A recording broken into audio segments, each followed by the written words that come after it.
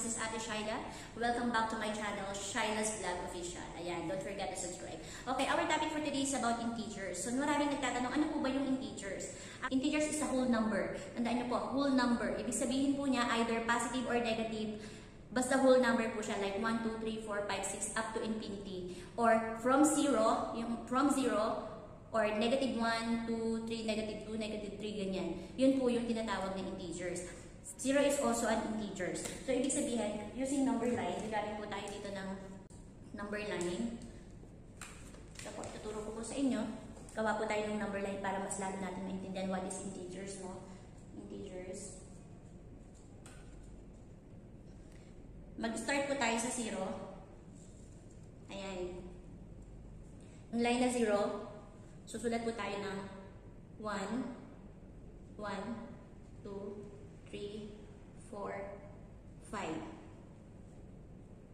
Yung pakanan is positive. Pag pakaliwa, pabalik, that is negative. Negative 1, negative 2, negative 3, negative 4, negative 5, blah blah blah, up to infinity. Yan po yung tinatawag na integers. So lahat po yan integers. Sabi po, ang integers po, which is a whole, ang sabi po, ang integers is a whole number. So lahat po yan is whole number, which is not a fraction. Ano po ba yung mga fraction? Yung sinasabing 1/4, 3/4, 1/2, fraction po to. Hindi po siya kinoconsider as integer. Dahil po ang integer is a whole number. Yun po yung tatandaan nyo. So, maliwanag po ba kung ano po ba yung ibig sabihin ng integers? Ang lagi nyo po, ilalagay nyo po sa mind nyo is integers is whole number. Integers is a whole number. Yun po yung tatandaan nyo. Either negative siya or positive siya or 0 siya, neither negative or positive, integers po yung tawag doon. So, marami po tayong rules ng integers. Rules of integers, either addition, sa 4 operation of mathematics, we have addition, subtraction, multiplication, and division. At yun po yung ituturo natin ngayon. Diyan! Ayan. Ito po. Sinulat ko po yung, nakabasa niyo po ba? Kahit na po hindi na ako makita yung mukha ko, hindi importante yun. Ito yung mas importante. Nakikita niyo po ba? Sabi po dito, ito po yung rules of integers sa addition and subtraction. So, rules of integers. Rules of integers sa addition and subtraction. Actually po, parehas lang sila ng rules ng addition and subtraction. Una po, same sign. Ibig sabihin ng same sign, parehas silang positive. Positive to positive or negative to negative. Yun po yung sinasabing same sign. So, ibig sabihin, pag nakakita po kayo na magkaparehas na sign, add the given number. Ibig sabihin po, yung dalawang number na yun, i-add nyo po yun. Pangalawa po, different sign, subtract the given number. Ibig sabihin po, pag may nakita po kayong magkaiba ng sign, katulad ng positive to negative or negative to positive, isusubtract nyo po yung dalawang number, dalawang given number. Pangatlo po, get the sign of the highest number. So, pag nasubtract nyo na po yung given number, pag nasubtract nyo na po, pag na-add nyo na po, ang kukunin nyo na po na sign is the highest number. Kung ano po yung may pinakamataas na number sa given number, iyon po yung kukunin yung sign. So, mamaya po magbibigay tayo ng example para mas lalo nyo maintindihan. So, mas maganda rin po na mag-take down kayo, magsulat po kayo sa mga notebook nyo para mas lalo nyo maalala nyo kapag magre-review kayo. Or pwede nyo rin pong ulit-ulitin yung video na to. Okay? And, ang pinagkaiba lang po, napapansin nyo po, may nilagay po ako dyang note. Sabi po dito sa subtraction, yun po yung pinagkaiba ng addition and subtraction. Pareha sila ng rule, yung rule na lahat na yan, pareha sila. Ang pinagkaiba lang ng subtraction, change the sign of the subtrahend. Ano po ba yung subtrahend? Familiar po ba kayo sa mga parts of subtraction, parts of addition, parts of division, parts of multiplication? I-add ko na rin po sa video na to, yung para mas lalo nyong maunawaan. Diyan! Ayan, sinulat ko na po. Nakita niyo po ba? Ayan, papansin niyo po, sa subtraction, meron po tayong minuend. Kung nasaan yung upper part, sa subtraction, ayan po yung minuend. Pangalawa po, yung subtrahend. Malinaw po ba? Yung una po sa subtraction, tinatawag po siyang, yung first number po niya, tinatawag po na minuend.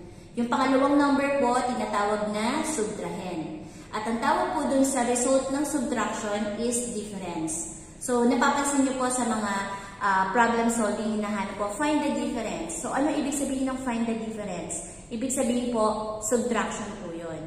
Sa addition naman po, ang tawag po dun sa first and second number is addend. So, either sa unahan or sa hulihan, addend po yung tawag doon. At dun po sa result niya or dun sa equal niya or dun sa sagot niya, ang tawag po dun ay sum. So, makikita nyo po sa problem solving, find the sum. Ibig sabihin ng find the sum, ibig sabihin, i-add nyo po yung dalawang given number, okay? Ibig sabihin po ng sum, mag-a-add po tayo. So, sa multiplication, meron po tayong multiplicand. Ang tawag po dun sa multiplicand, dun sa first number, first given number, multiplicand po ang tawag dun or dun sa upper part. Sa pangalawa pong number, ang tawag po dun ay multiplier. At ang tawag naman po dun sa sagot ng multiplication, that is product. Find the product. So, pag tinawag na find the product, ibig sabihin po, multiplication po yun. At sa division naman po, papansin nyo po dyan, yung nasa taas po, nasa ibabaw, is quotient. Yung tawag po dun sa pinakasagot ng division, quotient. Find the quotient. Ibig sabihin po, division po yun. Ang divisor, ang dividend po, yung pinakamataas na number, yung 16. At ang tawag po dun sa 3 is divisor, yung pinakamababa na number. Mas mababa sa dividend. Ang tawag dun ay divisor. At dun naman po sa matitira, kung may remainder po siya, ayun ang tawag po dun. Dun sa may matitira, kapag nag-answer po tayo ng long method sa division, meron po siyang natitira dito, ibig sabihin po dun yung remainder. So, dapat po familiar po tayo sa mga terminologies para kung sakali man po ma-encounter po natin yung mga sa problem solving normally, find the quotient, find the product, find the sum, find the difference. So, alam po natin, familiar po tayo sa mga ganong terminologies. Okay, isiningit ko lang po to para alam po natin. So, balik po tayo sa rules of integers kanina. Ito po yung example na ginawa ko. Maliwanag po ba?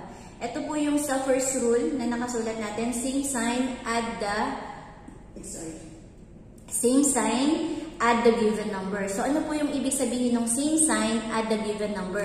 Napapansin niyo po siya, negative 2 plus negative 1. Ibig sabihin po, magkaparehas po siya ng sign, i-add nyo po yung dalawang number. Ano po yung dalawang number? 2 and 1. 2 plus 1 is equals to 3. Ang sabi po sa pangalawang rule, get the sign of the highest number. Alin po ba yung highest number sa 2 and 1? Di po ba yung 2? So, ano po ba yung sign ng number 2? Di ba negative? Kukunin po natin yung sign. The same sign, add the given number. Magkaparehas po siya ng sign. I-add po yung dalawang number. 2 plus 1 is equals to 3. Sabi po sa pangalawang rule, get the sign of the highest number. Ano po ba yung pinakamataas na number? 2 or 1? Ibig sabihin, 2 or 1? Di po ba yung 2? So, kukunin po natin yung sign ng 2. That is negative. Ang sagot po niya ay negative 3. Okay? Next example, 4 plus 2. Sabi po dun sa rule natin kanina, earlier, hindi ko pa pala nasulat. Sulat ko muna dito. Diyan, ayan, sinulat ko na. Okay, sabi po dito, different sign, subtract the number. Napapansin niyo po ba? Different siya. Yung 4, pag wala po akong sinulat dito na positive, ibig sabihin po niya, positive po yun. Pag walang sign po yun, any number, pag may nakita po kayo na walang sign po dito, nakatabi niya, ibig sabihin po, positive po yun. Hindi na po natin kailangan lagyan ng positive 4. So, automatic po, positive na po yun kahit wala pong nakasulat. So, positive 4 plus negative 2. Different sign, subtract the number. Positive po siya, negative 2. Negative 2, ibig sabihin po, different siya, magkaiba. So, ibig sabihin, isusubtract po natin yung dalawang number. 4 minus 2, that is 2. Regardless sa operation niya. Ang operation niya is addition, di ba? Ignore po natin yon. Magbe-base po tayo dun sa sign niya. Different sign. Magkaiba po ng sign, kaya po natin siya minus. Disregard po natin kung anong operation niya. Okay po, minus po natin. At ang sabi po dito, get the sign of the highest number. Alin po yung pinakamataas na sign na number? That is positive 4. So, ibig sabihin, positive 4, hindi na po natin kailangan lagyan ng plus 2. Positive 2, hindi na po natin. Ito lang po yung sagot na ganyan. Ibig sabihin po niyan positive. Hindi na po natin kailangan lagyan pa ng plus. Naunawaan po? Okay, next example. Negative 8 plus positive 3. Bakit po naging positive? Kasi wala naman po siyang kadikit na sign. So, ibig sabihin positive po siya. Negative and positive, different sign. Ano pong gagawin natin? Subtract the number. Okay? So, subtract po natin yung 8 minus 3 is equals to 5. Sabi po dito, get the sign of the highest number. Ano po yung pinakamataas na number? 8 or 3? 8 po. Ano po yung sign ng 8? Negative. Kukunin po natin yung negative. Ang sagot po niya ay negative 5. Yun po yung rule ng addition and subtraction. Kaso po, ang pinagkaiba po ng subtraction, katulad po ng sinabi ko earlier, naiiba po ang subtrahen ng subtraction rule. Ito pa rin po yung rule, pero may papalitan tayong sign, yung subtrahen. Ito po yung example. Ito po yung example ng subtraction. Ang sabi po, pagdating sa subtraction, change the sign of the subtrahen. Katulad po ng tinuro ko kanina, subtrahen, asan po yung subtrahen? Yung pangalawang number po. Ito po yung subtrahen. Ayan po. Kasi po yung sa subtraction, yung parts po ng subtraction, we have the minuend, subtrahen, and the difference. So, ito po yung minuend, ito po yung subtrahen, at ang sagot po niya ay difference. Okay? Medyo nauutal na ako. Okay. Sabi po, 8 minus negative 2. Sabi nga po kanina, pag magkaiba sila ng sign, ima-minus siya. Pero sabi po sa subtraction, change the sign of the subtrahen. At change the sign of the subtrahen, ibig sabihin po, yung sign lang po yung papalitan natin. Kung negative po siya, gagawin po natin siyang positive. Magiging positive 2 yan. Ito po, imaginary lang po yung positive 2. Hindi nyo na po kailangan isulat. Not necessary na isusulat nyo pa yung positive 2. Sa isip nyo lang po na yung 2 naging positive. So, tignan nyo po, positive to, naging positive yan. Ibig sabihin, same sign. Ibig sabihin po, i-add nyo po yung dalawang number. 8 plus 2 is equals to 10. Number 10. So, paano po nyo malalaman kung anong sign ng number 10? Get the sign of the highest number.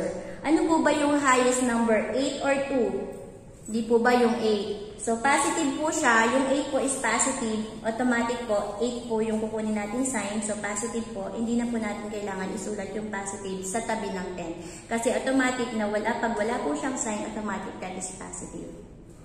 Okay po? Maliwanag. Okay, second example. Negative 10 minus positive 2. Bakit naging positive 2? Wala po siyang kadikit na number. Ito po operation niya to, yung negative. So, sabi po, change the sign of the subtrahen. Lagi niyo pong tatandaan, subtraction rule is always change the sign of the subtrahen. So, alin po yung subtrahen? That is 2. Kung positive po yan, gagawin niyo po yung negative 2. So, negative yan, tapos naging negative to, ibig sabihin po, same sign. Ipa-plus nyo po ang dalawang given number. 10 plus 2, regardless dito sa operation niya, kahit pa siya ay minus o kahit pa siya subtraction, regardless with this operation, ipa-plus nyo po siya. Kasi po, parehas po siya ng sign. Same sign. So, 10 plus 2 is equals to 12. Sa sign, ano po yung may pinakamataas na number? 10 or yung 2? Yung 10 po. So, kukunin po natin yung sign ng 10. That is negative 12. Maliwanag po. Third example. Negative 12 minus negative 1. Ang subtrahen po, papalitan po natin siya ng positive 1. Magiging positive doon, magiging negative to. Ibig sabihin, different sign. Pag different sign, ibig sabihin po, ima-minus po natin yung dalawang given number. 12 minus 1 is equals to 11. Alin po dito yung pinaka-mataas na number? 12 or 1? Siyempre po yung 12. Ano po yung sign ng 12? Negative. Kukunin po natin yung negative. So, maliwanag po ba yung rules of addition? Maliwanag po ba yung rules of integers ng addition and subtractions? Tandaan nyo po, magkamukha po ang rules ng addition and subtraction. Ang pinagkaiba lang po is, ng subtraction is change the sign of the subtrahend. Huwag po kayong magkakamali doon or else mamamali kayo sa lahat ng solution nyo. Okay, next rule, multiplication and division. Ito na po yung pinakamadali sa lahat.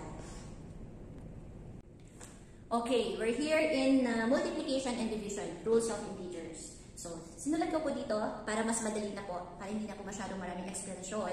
So, same sign, always positive. Different sign is always negative. So, ibig sabihin, regardless of operation, division man siya or multiplication, kapag nakita nyo po yung sign na magkamukha, ibig sabihin po nun, ang sagot nun is always positive. Pero pag magkaiba po yung sign ng dalawang given number, automatic po ang sagot niya is negative. Katulad po ng sinulat ko dito, pansin nyo po, positive to positive is equals to positive. Negative and negative is equals to negative is equals to positive. Positive to negative is equals to negative. Negative to positive is equals to negative. So, ito po yung example natin sa multiplications. Okay, ito po yan. Ito po yung example natin sa multiplication.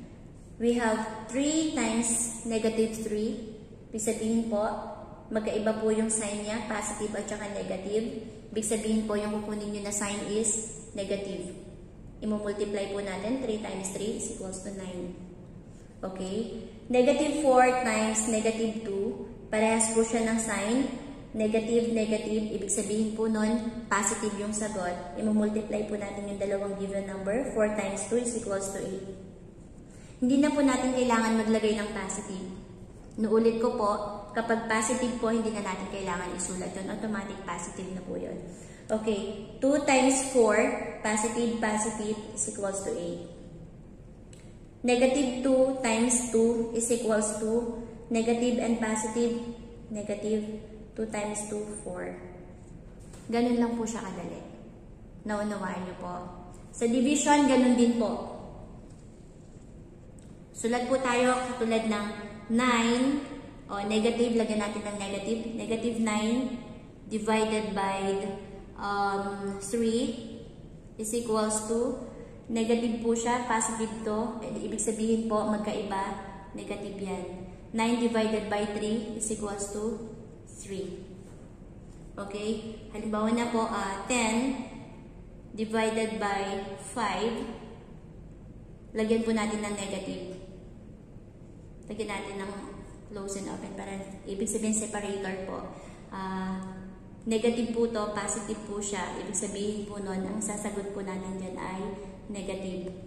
Kahit po mas mababa, kahit po mas mataas ay positive, regardless po natin yung rule na yon. Iba po yung rule na yon. Basta po sa multiplication and division, division po to. Division, sa sign po tayo magbe-base. Positive to, negative to, ang sagot po natin is negative kasi po different sign po siya. Then, i-divide po natin yung 2 given number, 10 divided by 5 is equals to 2. Liwanag po. One more. 6. Negative 6 divided by negative 6. Yan. Negative to negative is equals to positive. 6 divided by 6 is equals to 1. Positive po, hindi na po natin kailangan. Again, hindi na po natin kailangan lagyan ng plus. Okay po, positive 1. More example, negative 2 divided by negative 2 is equals to negative, positive. 2 divided by 2 is equals to 1. Nakuha niyo po ba? Yun po yung rules ng multiplication and division. Yun po, wala pong masyadong, mas madali pong sagutan yung multiplication and division. At sana po may natutunan po kayo. May natutunan po kayo sa topic na to. Isisingit ko na po sa video nito about the addition and subtraction using number line. So, tcharan! Gumawa na po ako ng example. So, paano po natin gamitin yung number line? So, gumawa na po ako ng example dito. Negative 5 plus negative 1. So, paano po natin gagamitin? Sabi ko nga po kanina, ang integers is a whole number. Like either positive or negative. Basta whole number po siya, hindi po siya fraction. Okay? Katulad yan, 1, 2, 3, 4, 5, 7 up to infinity. And negative 1, 2, 3, 4, 5. Yan po ang integer. So, sabi po dito, addition and subtraction using number line. So, ito po yung example. Negative 5, so pupunta po tayo sa negative 5. Ibig sabihin po yung sa mga negative dito po yun, pakaliwa. Yung positive, pakanan.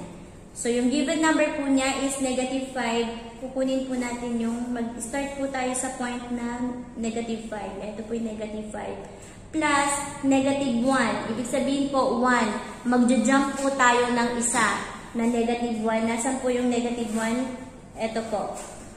Isang jump po siya. Kasi plus negative 1, ibig sabihin po negative, magja-jump tayo ng 1. Ibig sabihin, ang tatapat po doon ay negative 6. Ang sagot po niya ay negative 6. Nakuha niyo po?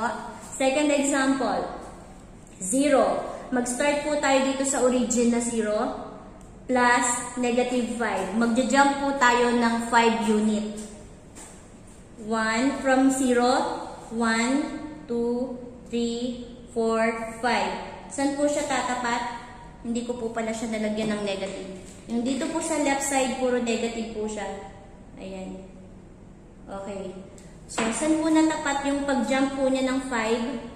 1, 2, 3, 4, 5. Sa negative 5. Ang sagot po niya is negative 5. Ganun lang po siyang kadali.